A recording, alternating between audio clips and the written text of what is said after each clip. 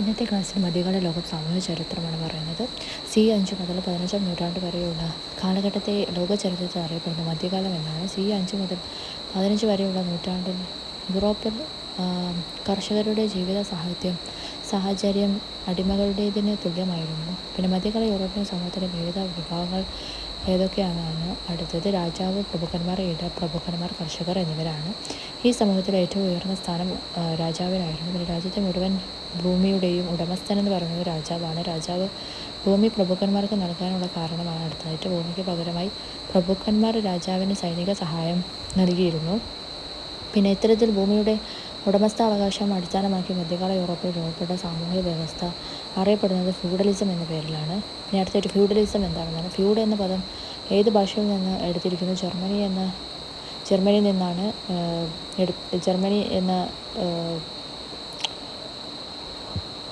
Germany എന്ന ഭാഷയിൽ നിന്നാണ് എടുത്തിട്ടുള്ളത്. പിന്നെ മധ്യകാല യൂറോപ്പിൽ നിലനിന്നിരുന്ന ഭൂമി കേന്ദ്രീകൃതമായ രാഷ്ട്രീയ സാമ്പത്തിക വ്യവസ്ഥിതിയാണ് ഫ്യൂഡലിസം എന്ന് പറയുന്നത്. ഫ്യൂഡ് എന്ന പദത്തിനർത്ഥം ഒരു തുണ്ട് ഭൂമി എന്നാണ്. പിന്നെ മധ്യകാല ഫ്രാൻസിൽ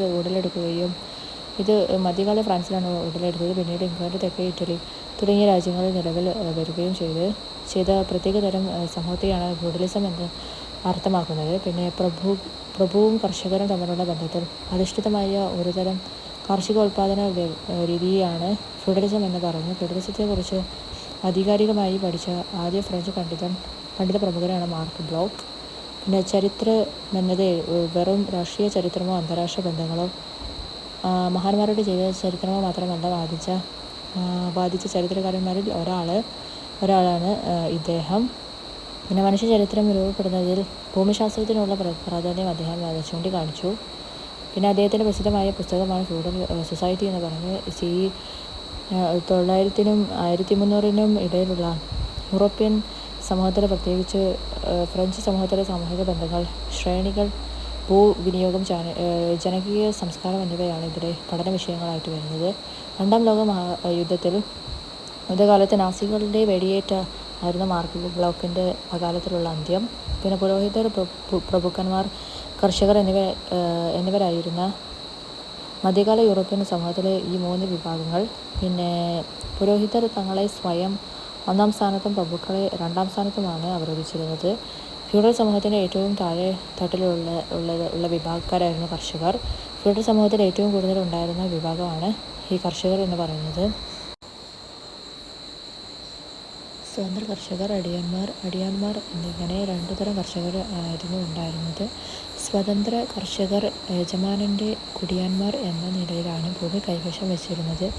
പുരുഷ കർഷകർ വർഷത്തിൽ ചുരുങ്ങിയത് 40 ദിവസം പ്രഭുവിനു വേണ്ടി സൈനിക സേവനം നടത്തണമായിരുന്നു. പിന്നെ ആഴ്ചയിൽ 3 അതിൽ കൂടുതലോ ദിവസം കർഷക കുടുംബം പ്രഭുവിൻ്റെ എസ്റ്റേറ്റിൽ പോയി പണിയെടുക്കണമായിരുന്നു. ലേബർ റെൻറ്റ് എന്നറിയപ്പെട്ടിരുന്ന അത്തരം തൊഴിലിൻ്റെ ഫലം പൂർണ്ണമായി പ്രഭുവിനാണ് ലഭിച്ചിരുന്നത്. വയൽ പണിയിൽ സഹായിക്കുക, നൂൽക്കുക, വസ്ത്രം നെയ്യുക, മെഴുകുതിരി നിർമ്മിക്കുക, വീഞ്ഞുണ്ടാക്കാൻ മുന്തിരി പിഴിയുക തുടങ്ങിയ പ്രഭുവിന് ആവശ്യമുള്ള പണികളിൽ സ്ത്രീകളും കുട്ടികളും ഏർപ്പെട്ടിരുന്നു.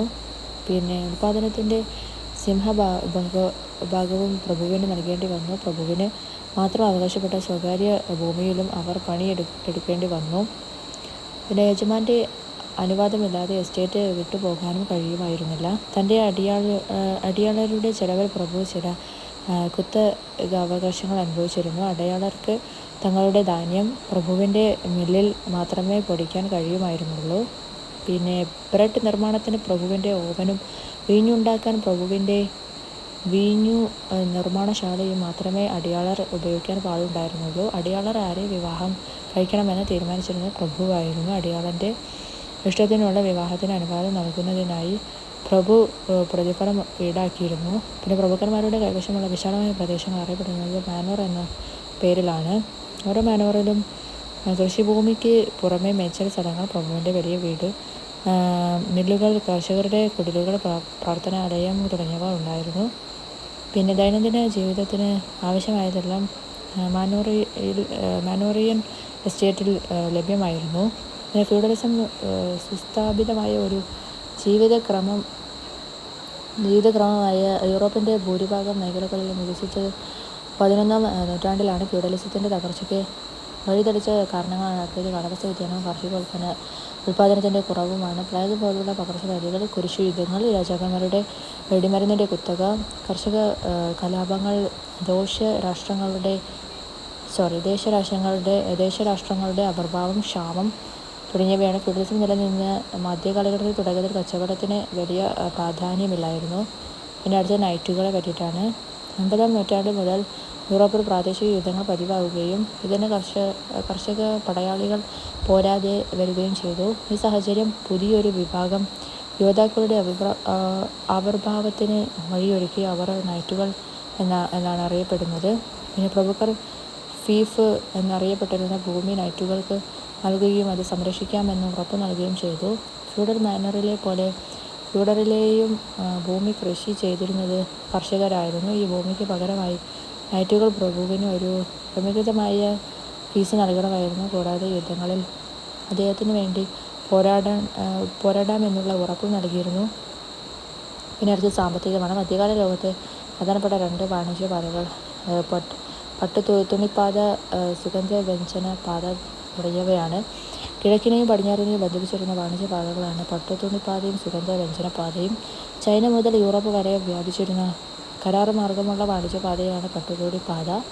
കിഴക്കിനെയും പടിഞ്ഞാറിനെയും ബന്ധിപ്പിച്ചിരുന്ന ഈ വാണിജ്യപാതയുടെ ദൈർഘ്യം ഏകദേശം 6000 കിലോമീറ്ററാണ്. അപകടം നിറഞ്ഞ വാണിജ്യപാതകളിലൂടെ അതിസാഹസികമായി സഞ്ചരിച്ചിരുന്ന വ്യാപാര സംഘങ്ങളെക്കുറിച്ച് സഞ്ചാരക്കുറിപ്പിൽ വിവരണം നൽകിയ യൂറോപ്യൻ സഞ്ചാരിയാണ് മാർക്കോ പോളോ. പിന്നെ പട്ടുതുണിപ്പാതയിലെ വിശ്രമ കേന്ദ്രങ്ങൾ അറിയപ്പെടുന്നത് സരായികൾ എന്ന പേരിലാണ്. കിഴക്കിനെയും പടിഞ്ഞാറിനെയും ബന്ധിപ്പിച്ചിരുന്ന സമുദ്രപാതകളുടെ ഒരു ശൃംഖലയാണ് സുഗന്ധവ്യഞ്ജനപാത. സുഗന്ധവ്യഞ്ജനപാതയിൽ കടന്നു പോയിരുന്ന രാജ്യങ്ങളാണ് അടുത്തായിട്ട് ജപ്പാൻ്റെ തീരം, ചൈന, ഇന്തോനേഷ്യ, ഇന്ത്യ, ശ്രീലങ്ക, മധ്യേഷ്യ തുടങ്ങിയവയാണ്. മധ്യകാല ലോകത്തെ നഗരങ്ങളാണ് അടുത്തായിട്ട്. CE 11-ാം നൂറ്റാണ്ടോടെ യൂറോപ്പിൽ നിന്ന് വന്ന മാറ്റങ്ങളാണ് അടുത്തായിട്ട്. നിരവധി പുതിയ നഗരങ്ങൾ വളർന്നു വന്നു. തുറമുഖങ്ങളെ കേന്ദ്രീകരിച്ച് ചില നഗരങ്ങൾ ഉയർന്നു വന്നു. പിന്നെ ഇറ്റാലിയൻ വ്യാപാരികൾക്ക് കച്ചവട ബന്ധമുണ്ടായിരുന്ന പട്ടണങ്ങളാണ് ബഗ്ദാദ്, ദമാസ്കസ്, ജെറൂസലേം തുടങ്ങിയ രാജ്യങ്ങളാണ്. ഇറ്റാലിയൻ വ്യാപാരികൾ ദീർഘദൂര വ്യാപാരത്തിൽ ഏർപ്പെട്ടത് പൗരസ്ത്യ റോമ സാമ്രാജ്യവുമായും അറബികളുമായുമാണ്. യൂറോപ്പിൽ നിരവധി പുതിയ നഗരങ്ങൾ വളർന്നു വന്ന കാലഘട്ടം CE 11-നാണ്. പിന്നെ അടുത്തത് ഇറ്റാലിയൻ വ്യാപാരികൾക്ക് കച്ചവട ബന്ധമുണ്ടായിരുന്ന പട്ടണങ്ങൾ ബഗ്ദാദ്, ദമാസ്കസ്, ജെറൂസലേം തുടങ്ങിയ രാജ്യങ്ങളുമായിട്ടാണ്. പിന്നെ തുറമുഖങ്ങളെ കേന്ദ്രീകരിച്ചുള്ള നഗരങ്ങൾ ആദ്യമായി രൂപപ്പെട്ടത് ഇറ്റലിയിലാണ്. പിന്നെ മധ്യകാലഘട്ടത്തിലെ ഇറ്റലിയിലെ പ്രധാന നഗരങ്ങൾ വെനീസ്, മിലാൻ, ഫ്ലോറൻസ്, ജനോവ തുടങ്ങിയ രാജ്യങ്ങളാണ്. മധ്യകാലഘട്ടത്തിലെ മറ്റു പ്രധാന നഗരങ്ങൾ ന്യൂറോം ബർഗ്, കോൺസ്റ്റാന്റിനോപ്പിൾ തുടങ്ങിയവയാണ്. സ്വന്തമായി നാണയം മുദ്രണം ചെയ്ത ഇറ്റാലിയൻ നഗരങ്ങളാണ് ഫ്ലോറൻസും വെനീസും. CE 1050-നും CE 1300-നും ഇടയ്ക്ക് പ്രധാന വാണിജ്യ കേന്ദ്രങ്ങളായി മാറിയ ഇറ്റാലിയൻ നഗരങ്ങളാണ് ജനോവ, പിസ, വെനീസ്, ഫ്ലോറൻസ് തുടങ്ങിയ രാജ്യങ്ങളാണ്. പിന്നെ അടുത്ത മധ്യകാല നഗരങ്ങൾ വളർന്നു വന്നത് നദീതീരങ്ങളിലാണ്.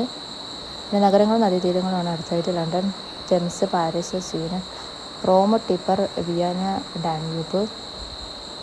ഈ നഗരങ്ങൾ ഇന്ത്യ, ചൈന തുടങ്ങിയ രാജ്യങ്ങളുമായി കച്ചവടം നടത്തിയത് സുഗന്ധവ്യഞ്ജനങ്ങൾ, രത്നങ്ങൾ, തുണിത്തരങ്ങൾ തുടങ്ങിയവയ്ക്കാണ്. ഈ നഗരങ്ങളിൽ നിന്നാണ് മറ്റ് യൂറോപ്യൻ രാജ്യങ്ങളിലേക്ക് ഈ ഉൽപ്പന്നങ്ങൾ കൊണ്ടുപോയത്. പിന്നെ അടുത്തൊരു മധ്യകാലഘട്ടത്തിൽ നഗരങ്ങളുടെ പ്രത്യേകതയാണ്. മിക്ക നഗരങ്ങൾക്കും സ്വന്തമായ ഭരണ സംവിധാനമുണ്ടായിരുന്നു. ഓരോ നഗരവും വലിയ ചുറ്റുമതിലുകളാൽ സംരക്ഷിക്കപ്പെട്ടിരുന്നു. ശുചീകരണ കാര്യത്തിൽ വളരെ പിന്നോക്കമായിരുന്നതിനാൽ ഇത്തരം നഗരങ്ങൾ പ്ലേഗ് പോലുള്ള പകർച്ചവ്യാധികളുടെ ഭീഷണിയിലായിരുന്നു. പിന്നെ പ്ലേഗിൻ്റെ ഭീകരതയെ എടുത്തു കാണിക്കുന്ന ദെക്കാമറണ്ട് എന്ന പുസ്തകം എഴുതിയത് ബൊക്കാച്ചിയോ ആണ്. പിന്നെ പ്ലേഗിൻ്റെ ഭീഷണി പ്രധാനമായും നേരിട്ടത് തുറമുഖ നഗരങ്ങളായിരുന്നു. പ്ലേഗ് മൂലം ആയിരക്കണക്കിന് ആളുകളുടെ മരണത്തിനിടയൊക്കെ സംഭവം അറിയപ്പെടുന്നത് ബ്ലാക്ക് ഡെത്ത് എന്ന പേരിലാണ്, കറുത്ത മരണം. പിന്നെ കിഴക്കൻ നഗരങ്ങളാണ് അടുത്തായിട്ട്. മധ്യകാലഘട്ടത്തിൽ വ്യാപാരത്തിൻ്റെയും വാണിജ്യത്തിൻ്റെയും പ്രധാന കേന്ദ്രം അബ്ബാസിയ സാമ്രാജ്യത്തിൻ്റെ തലസ്ഥാനമായിരുന്ന ബഗ്ദാദാണ്. പട്ടുതുണി പാതയിലൂടെയും സുഗന്ധവ്യഞ്ജന പാതയിലൂടെയും എത്തിയിരുന്ന ഉൽപ്പന്നങ്ങൾ യൂറോപ്പിലേക്ക് കൊണ്ടുപോയിരുന്ന നഗരങ്ങളാണ് അടുത്തായിട്ട്. ബസറ, ഏദൻ, മക്ക, മസ്കത്ത്, ദമാസ്കസ്, സൂറത്ത് തുടങ്ങിയ രാജ്യങ്ങളിലേക്കാണ് നഗരങ്ങളാണ്. പിന്നെ ഗിൽഡുകൾ. യൂറോപ്പിലെ കച്ചവടക്കാർ രൂപീകരിച്ച കൂട്ടായ്മകൾ അറിയപ്പെടുന്ന ഗിൽഡുകൾ എന്ന പേരിലാണ്. കച്ചവടക്കാർക്ക് പുറമെ ഗിൽഡുകൾ രൂപീകരിച്ചവർ ഇരുമ്പ് പണിക്കാർ, സ്വർണ്ണപ്പണിക്കാർ, തുകൽ പണിക്കാർ, മരണപ്പണിക്കാർ മരപ്പണിക്കാർ തുടങ്ങിയവരാണ്. പിന്നെ ഉൽപ്പന്നങ്ങളുടെ വിപുല ഗുണനിലവാരം, തൊഴിലാളികളുടെ ജോലി സമയം എന്നിവ നിശ്ചയിച്ചത് ഗിൽഡുകളാണ്. വിവിധ തൊഴിൽ മേഖലകളിലെ വിദഗ്ധരുടെ സംഘങ്ങൾ അറിയപ്പെടുന്ന ഗിൽഡുകൾ എന്ന പേരിലാണ്. ഇത് 2 തരത്തിലാണ് ഉള്ളത്. വ്യാപാര ഗിൽഡുകൾ, കരകൗശല ഗിൽഡുകളുമാണ്. Merchant ഗിൽഡ്സും craft ഗിൽഡ്സുമാണ്. അടുത്തത് ഗിൽഡുകളുടെ രൂപീകരണത്തിലേക്ക് നയിച്ച ഘടകങ്ങളാണ്. മധ്യകാല യൂറോപ്പിലെ നഗരങ്ങളിൽ ഉണ്ടായ വ്യാപാരത്തിൻ്റെ വളർച്ച, പ്രത്യേക തൊഴിൽ മേഖലയുടെ രൂപീകരണം, പട്ടണങ്ങളിലെ ഉയർന്ന നികുതിക്കും ചൂഷണത്തിനുമെതിരെ നിലകൊണ്ടതിൻ്റെ ആവശ്യകത, സംഘടനാബോധം തുടങ്ങിയവയെല്ലാം ഗിൽഡുകളുടെ രൂപീകരണത്തിലേക്ക് നയിച്ച ഘടകങ്ങളാണ്. പിന്നെ അടുത്തത് ഗിൽഡുകളുടെ ലക്ഷ്യങ്ങളാണ്. പരസ്പര സഹായവും സഹകരണവും വളർത്തുക, കമ്പോള കുത്തക നിലനിർത്തുക, സാമ്പത്തിക സ്ഥിരത കൈവരിക്കുക തുടങ്ങിയവയാണ്. വ്യാപാര ഗിൽഡുകൾ വളർച്ച ലക്ഷ്യമാക്കി പട്ടണങ്ങളെ പരസ്പരം ബന്ധിപ്പിച്ചുകൊണ്ട് രൂപീകരിച്ചത് നഗരാന്തര ലീഗുകളാണ്. പിന്നെ യൂറോപ്പിലെ വിവിധ നഗരങ്ങളിലെ വ്യാപാര പ്രവർത്തനങ്ങൾ നിയന്ത്രിച്ചിരുന്ന സംഘങ്ങൾക്ക് ഉദാഹരണമാണ് ഹാൻസിയാറ്റിക് ലീഗ്. പിന്നെ അടുത്ത മധ്യകാലത്തെ കരകൗശല തൊഴിലാളികളുടെയും മറ്റു വിദഗ്ധ തൊഴിലാളികളുടെയും സംഘങ്ങൾ അറിയപ്പെടുന്ന കരകൗശല ഗിൽഡുകൾ എന്ന പേരിലാണ്. ഗിൽഡ് സമ്പ്രദായത്തിൽ പതനത്തിന് കാരണമായ ഘടകങ്ങളാണ്. അടുത്തായിട്ട് വ്യവസായവൽക്കരണം, സാങ്കേതിക രംഗത്തെ വളർച്ച തുടങ്ങിയവയാണ്. പിന്നെ വൈജ്ഞാനിക മേഖലയാണ്. അടുത്തതായിട്ട് പ്രാഥമിക വിദ്യാഭ്യാസത്തിനായി ധാരാളം സ്കൂളുകൾ വളർന്നു വന്ന കാലഘട്ടമാണ് മധ്യകാല ലോകം. പിന്നെ മധ്യകാലഘട്ടത്തിൻ്റെ സവിശേഷതകളാണ് അടിസ്ഥാന വിദ്യാഭ്യാസം, സർവകലാശാലകൾ, ഗ്രീക്കോ റോമൻ വിജ്ഞാനം, ഇസ്ലാമിക വിജ്ഞാനം എന്നിവയുടെ വ്യാപനമാണ്. മധ്യകാല യൂറോപ്യൻ സ്കൂളുകളിലെ പ്രധാന പഠന വിഷയങ്ങൾ വ്യാകരണം, നാടൻ ഭാഷ, ജ്യോതിശാസ്ത്രം, സാഹിത്യം, തത്വചിന്ത, ഗണിതം, പ്രകൃതി നിയമങ്ങൾ തുടങ്ങിയവയാണ്. മധ്യകാല യൂറോപ്പിൽ വിദ്യാഭ്യാസത്തിൻ്റെ പ്രധാന കേന്ദ്രങ്ങളാണ് ക്രിസ്ത്യൻ പള്ളികളും സന്യാസി മഠങ്ങളുമാണ്. ആ കാലഘട്ടത്തിൽ വിദ്യാഭ്യാസത്തിൻ്റെ കാര്യത്തിൽ സന്യാസി മഠങ്ങളുടെ പങ്കാണ്. അടുത്തതായിട്ട് അക്കാലത്തെ വിദ്യാഭ്യാസത്തിൻ്റെ പ്രധാന കേന്ദ്രങ്ങളിൽ ഒന്നാണ്. പിന്നെ സന്യാസി മഠങ്ങളോട് അനുബന്ധിച്ച് ലൈബ്രറികൾ ഉണ്ടായിരുന്ന അച്ചടി സമ്പ്രദായം ഇല്ലാതിരുന്ന അക്കാലത്ത് പല പുസ്തകങ്ങളുടെയും കയ്യെഴുത്ത് പ്രതികൾ ഉണ്ടാക്കി മഠങ്ങളിൽ സൂക്ഷിച്ചിരുന്നു. മധ്യകാല യൂറോപ്പിലെ സ്ത്രീകളിൽ വിദ്യാഭ്യാസത്തിന് അവസരം ലഭിച്ചിരുന്നത് കന്യാസ്ത്രീകൾക്കും അപൂർവം ചില പ്രഭുക്കന്മാരുടെയും ഭരണാധികാരികളുടെയും മക്കൾക്ക് മാത്രമായിരുന്നു. മധ്യകാലഘട്ടത്തിലെ സർവകലാശാലകളിലെ പഠന വിഷയങ്ങൾ തത്വചിന്ത, നിയമം, സാഹിത്യം, വൈദ്യശാസ്ത്രം, വിവിധ ഭാഷകൾ, ജ്യാമിതി തുടങ്ങിയവയാണ്. 11-12 നൂറ്റാണ്ടിൽ സ്ഥാപിച്ച പ്രധാനപ്പെട്ട സർവകലാശാലകളാണ് ബൊളോണ, പാവിയ, പദുവ ഇറ്റലിയിലാണ്, കോൺസ്റ്റാന്റിനോപ്പിൾ തുർക്കിയിലാണ്, Paris, Toulouse France, Oxford Cambridge ഇംഗ്ലണ്ടിലാണ്, പാർമ കൊർദോബ് സ്പെയിനിലാണ്. യൂറോപ്പിലെ പണ്ഡിത ഭാഷകളായി കണക്കാക്കിയിരുന്ന ഭാഷകളാണ് ലാറ്റിൻ, ഗ്രീക്ക് തുടങ്ങിയവയാണ്. 13-ാം നൂറ്റാണ്ടിൻ്റെ തുടക്കത്തോടെ ഇറ്റാലിയിൽ പ്രാദേശിക ഭാഷകളിൽ രചിക്കാൻ തുടങ്ങിയ കൃതികളുടെ പ്രതിപാദ്യം എന്തായിരുന്നു എന്നുള്ളത് സാധാരണ മനുഷ്യരുടെ ജീവിതമാണ്. പിന്നെ യൂറോപ്പിലെ ആദ്യകാല സർവകലാശാലകൾ സ്ഥാപിക്കപ്പെട്ടത് ഇറ്റലിയിലെ നഗരങ്ങളിലായിരുന്നു. 11-ാം നൂറ്റാണ്ട് മുതൽ പാദുവ, ബൊളോന സർവകലാശാലകൾ നിയമപഠനത്തിൻ്റെ കേന്ദ്രങ്ങളായിരുന്നു. വ്യാകരണം, പ്രസംഗകല, കാവ്യം, ചരിത്രം, ധാർമ്മികത, തത്വചിന്ത എന്നീ വിഷയങ്ങളിൽ ആധികാരിക ജ്ഞാനമുള്ളവരാണ് 15-ാം നൂറ്റാണ്ടിൻ്റെ തുടക്കത്തിൽ മാനവികതാവാദി എന്ന പദം ഉപയോഗിച്ച് വിശേഷിപ്പിക്കുന്നത്. പിന്നെ ഹ്യൂമാനിറ്റസ് എന്ന ലാറ്റിൻ പദത്തിൽ നിന്നാണ് ഹ്യൂമാനിറ്റീസ് എന്ന വാക്ക് രൂപം കൊണ്ടത്.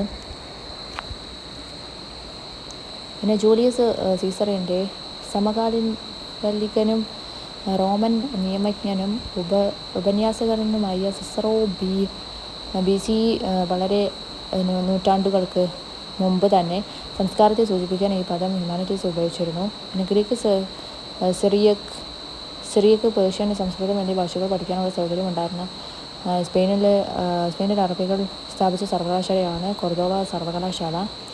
മധ്യേഷ്യയിൽ വിദ്യാഭ്യാസം വ്യാപകമായ കാലഘട്ടമാണ് അബ്ബാസിയ ഖലീഫമാരുടെ കാലത്താണ്. പിന്നെ 10-ാം നൂറ്റാണ്ടോടെ ഖലീഫമാർ ആരംഭിച്ച പ്രാഥമിക വിദ്യാലയങ്ങൾ അറിയപ്പെടുന്നത് മക്തബ് എന്ന പേരിലാണ്. പിന്നെ അറബി ലോകത്ത്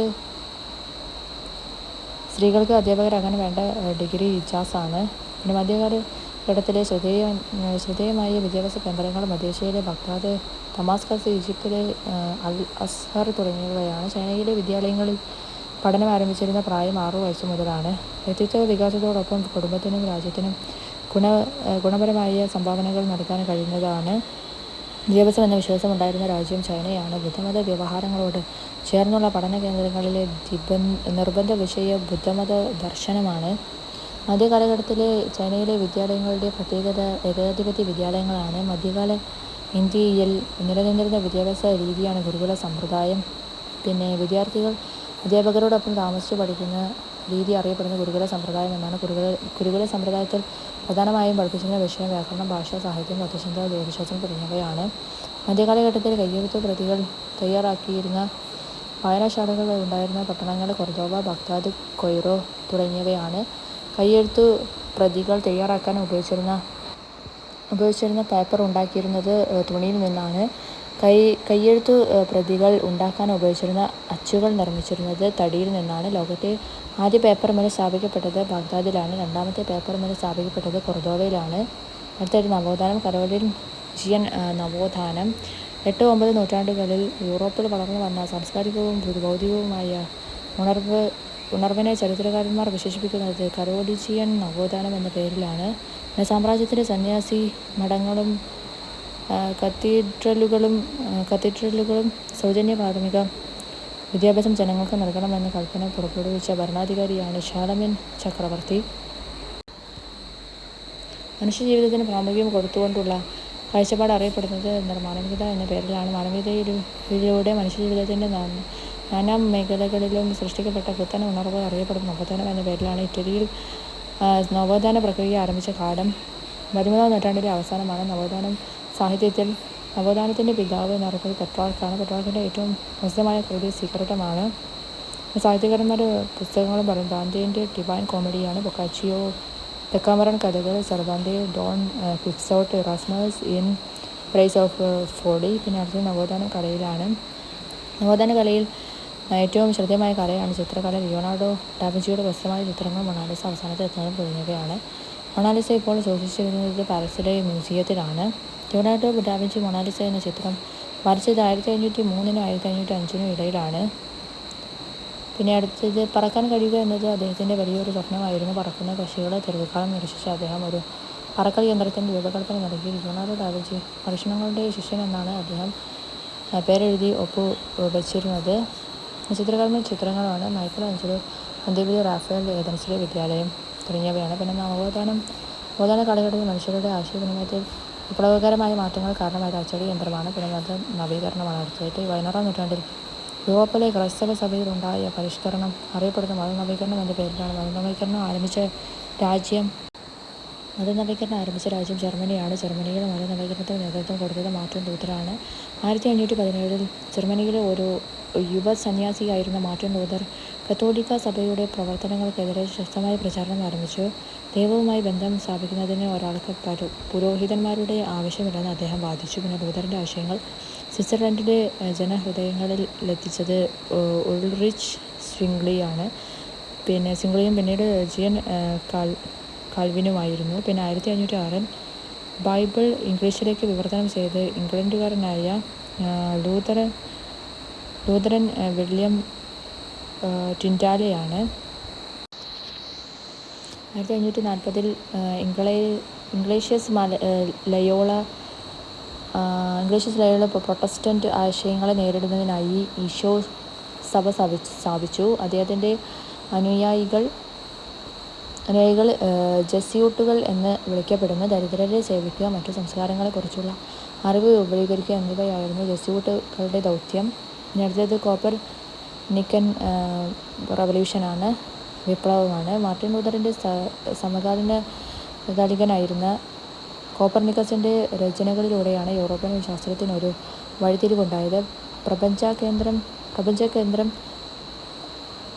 ഭൂമിയാണെന്നും ജ്യോതിർഗ്രഹങ്ങളെല്ലാം അതിനെ വലം വയ്ക്കുന്നുവെന്നും ക്രൈസ്തവർ വിശ്വസിച്ചിരുന്നു.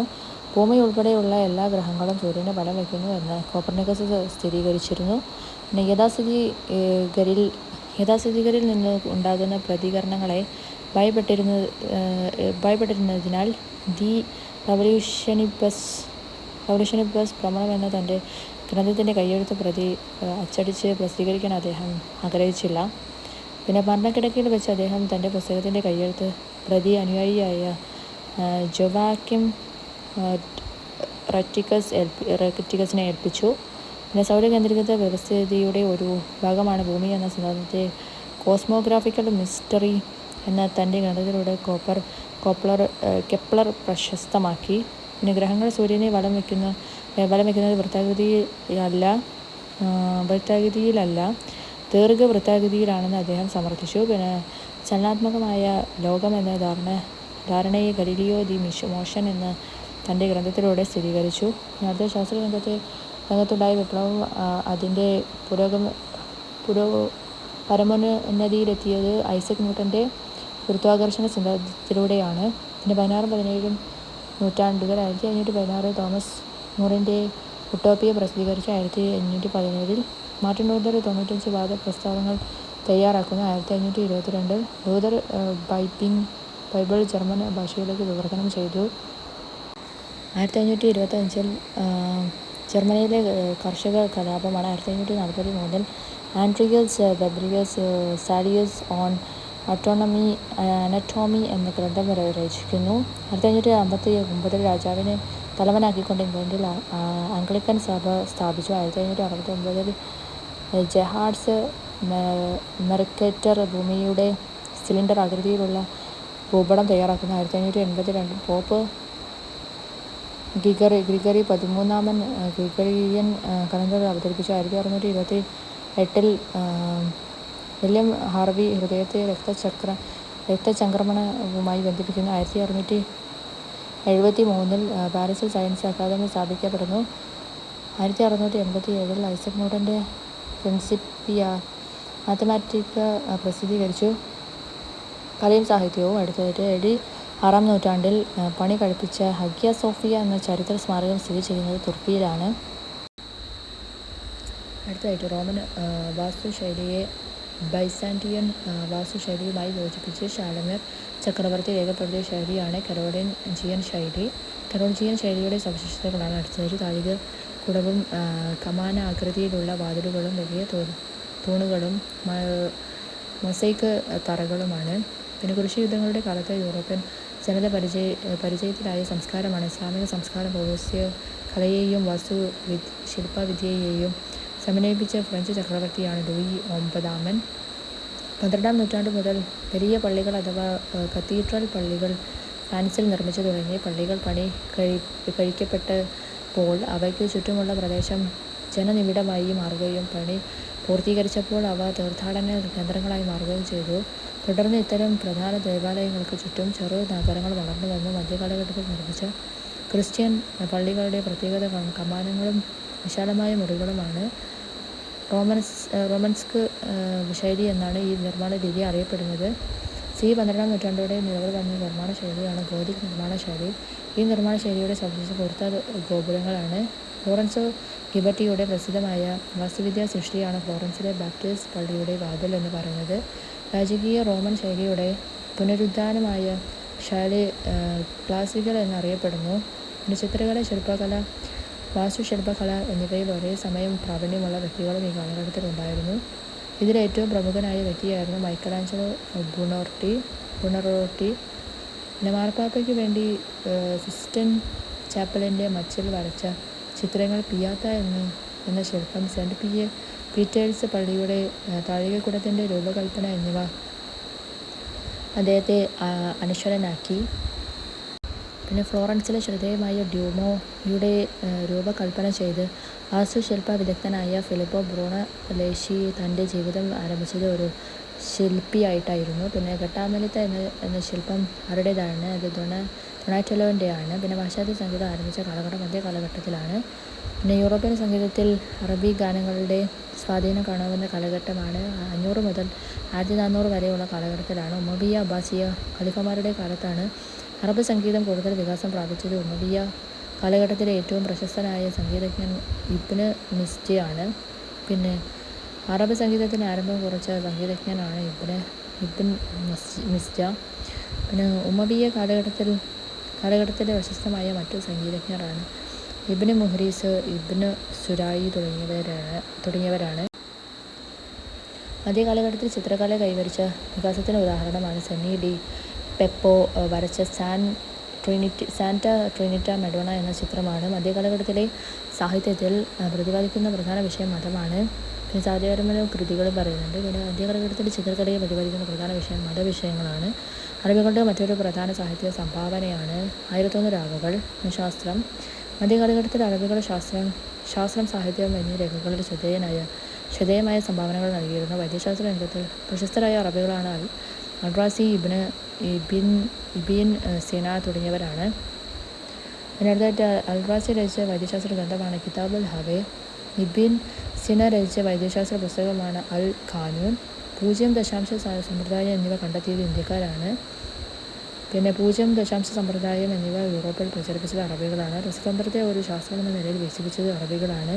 ബീജഗണിതത്തിൻ്റെയും ശാസ്ത്രത്തിൻ്റെയും ഉപജ്ഞാതാക്കൾ അറബികളാണ്. പ്ലേറ്റോ അഫ്ലാതൂൻ എന്നും അരിസ്റ്റോട്ടിൽ അരിസ്റ്റ എന്നുമാണ് അറബിയിൽ അറിയപ്പെട്ടിരുന്നത്.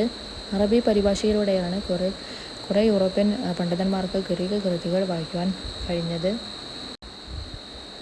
അടുത്തത് ഗ്രീക്കുകാർ പരിഭാഷപ്പെടുത്തിയ അറബി പേർഷ്യൻ പണ്ഡിതന്മാരുടെ കൃതികൾ കൂടുതൽ യൂറോപ്യർക്കിടയിൽ പ്രചരിക്കാൻ സഹായിച്ചു. ഇവ പ്രകൃതിശാസ്ത്രം, ഗണിതം, ജ്യോതിശാസ്ത്രം, വൈദ്യശാസ്ത്രം, രസതന്ത്രം എന്നിവയെക്കുറിച്ചുള്ള കൃതികളായിരുന്നു. പിന്നെ അടുത്തത് സൗരയൂഥ സിദ്ധാന്തം ആവിഷ്കരിച്ച ശാസ്ത്രജ്ഞനാണ് കോപ്പർനിക്കസ്. ടെലസ്കോപ്പ് കണ്ടെത്തിയത് ഗലീലിയോ ഗലീലിയാണ്. അച്ചടിയന്ത്രം കണ്ടുപിടിച്ചത് ഗുട്ടൻബർഗ് ആണ്. പിന്നെ ലോകത്ത് ആദ്യമായി ക്ലോക്ക് നിർമ്മിച്ചത് ചൈനക്കാരാണ്. ചൈനക്കാർ ആദ്യമായി നിർമ്മിച്ച ക്ലോക്ക് ടവർ സ്ഥിതി ചെയ്യുന്ന നഗരം കൈഫങ്ങിലാണ്. പിന്നെ ചൈനീസ് രേഖകളിൽ വിവരിക്കുന്ന 12 മീറ്റർ ഉയരമുള്ള ജ്യോതിശാസ്ത്ര ക്ലോക്ക് പ്രവർത്തിപ്പിച്ചിരുന്ന ഊർജത്തിൻ്റെ ഉറവിടം ജലമാണ്. അറബികളുമായുള്ള ബന്ധത്തിലൂടെ യൂറോപ്യൻ ജനത പരിചയിച്ച സാങ്കേതിക ജ്ഞാനങ്ങളാണ് അടുത്തത്. ടെലിസ്കോപ്പിൻ്റെ നിർമ്മാണത്തിനുള്ള ഉപകരണങ്ങൾ, നഗരങ്ങളിലെ തെരുവു ദീപങ്ങൾ, മാലിന്യ നിർമ്മാർജ്ജകർ, മെക്കാനിക്കൽ ക്ലോക്കുകൾ, ഗിയറിൻ്റെ തത്വം, ശസ്ത്രക്രിയാ ഉപകരണങ്ങൾ, ബീജഗണിത, ആൽക്കമി, ത്രികോണമിതി തുടങ്ങിയവയാണ്. മധ്യകാല ചൈനയുടെ സംഭാവനകളാണ് വെടിമരുന്ന്, ഭൂകമ്പമാപിനി, വടക്ക് നോക്കി യന്ത്രം, അച്ചടി, ജ്യോതിശാസ്ത്രജ്ഞരും നാവികരും ഉപയോഗിക്കുന്ന ആസ്ട്രോലാബ് തുടങ്ങിയവയാണ്. വാസ്തുവിദ്യ രംഗത്ത് ചൈനക്കാരുടെ വൈദഗ്ധ്യം തെളിയിക്കുന്ന നിർമ്മിതികളാണ് പഗോഡകൾ, ബുദ്ധ ദേവാലയങ്ങൾ തുടങ്ങിയവയാണ്. 14-ാം നൂറ്റാണ്ടിലെ പ്രതിസന്ധിയാണ് അടുത്തതായിട്ട്. 13-ാം നൂറ്റാണ്ടിൻ്റെ അന്ത്യത്തോടെ വടക്കൻ യൂറോപ്പിലെ കാലാവസ്ഥയിൽ വലിയ മാറ്റങ്ങളുണ്ടായി. കൊടും ശൈത്യത്തെ തുടർന്ന് ഉയർന്ന സ്ഥലങ്ങളിൽ കൃഷി ചെയ്യാൻ പറ്റാത്ത സാഹചര്യവുമുണ്ടായി. കൊടുങ്കാറ്റും കടലിൽ നിന്നുണ്ടാകുന്ന വെള്ളപ്പൊക്കവും കൃഷിയിടങ്ങളെ നശിപ്പിച്ചു. 1315-നും 1317-നുമിടയിൽ യൂറോപ്പിൽ കടുത്ത ക്ഷാമങ്ങൾ നടമാടി. തുടർന്ന് 1320-കളിൽ കന്നുകാലികൾ കൂട്ടത്തോടെ ചത്തൊടുങ്ങി. നാണയങ്ങളിൽ ഉണ്ടായ കടുത്ത ക്ഷാമമാണ് വ്യാപാരത്തെ ബാധിച്ചത്. ഓസ്ട്രിയ, സെർബിയ എന്നിവിടങ്ങളിലെ ഖനികളിലെ വെള്ളി ഉൽപാദനത്തിലുണ്ടായ കുറവാണ് ഇതിന് പ്രധാന കാരണം. 1347-നും 1350-നും ഇടയിൽ പ്ലേഗിൻ്റെ പിടിയിലകപ്പെട്ടു. ആകെ ജനസംഖ്യയുടെ 20% പേരുടെ ജീവൻ അപഹരിച്ചു. 1300-ൽ 73 ദശലക്ഷമായിരുന്നു യൂറോപ്പിൻ്റെ ജനസംഖ്യ. 1400 ആയപ്പോൾ 45 ദശലക്ഷമായി കുറഞ്ഞു. പിന്നെ 11 മുതൽ 14-ാം നൂറ്റാണ്ട് വരെ ഉള്ളതാണ് പറയുന്നത്. 1166-ൽ നോർമൻസ് ആംഗ്ലോ സാക്സൺസിനെ പരാജയപ്പെടുത്തി ഇംഗ്ലണ്ട് പിടിച്ചെടുക്കുന്നു. 1100 മുതൽ ഫ്രാൻസിൽ കത്തീഡ്രൽ പള്ളികൾ നിർമ്മിക്കപ്പെടുന്നു. 1315 മുതൽ 17 വരെ യൂറോപ്പിലെ കൊടിയ ക്ഷാമമാണ്. 1347 മുതൽ 50 വരെ കുറഞ്ഞ കറുത്ത മരണമാണ്. 1338 മുതൽ 1461-ൽ ഇംഗ്ലണ്ടും ഫ്രാൻസും തമ്മിലുള്ള നൂറ്റാണ്ട് യുദ്ധമാണ്. 1381-ൽ കർഷക കലാപങ്ങളാണ്. അപ്പോൾ ഇത്രയും കാര്യങ്ങളാണ് ഈ ഒരു ചാപ്റ്റർ പറയാനുള്ളത്.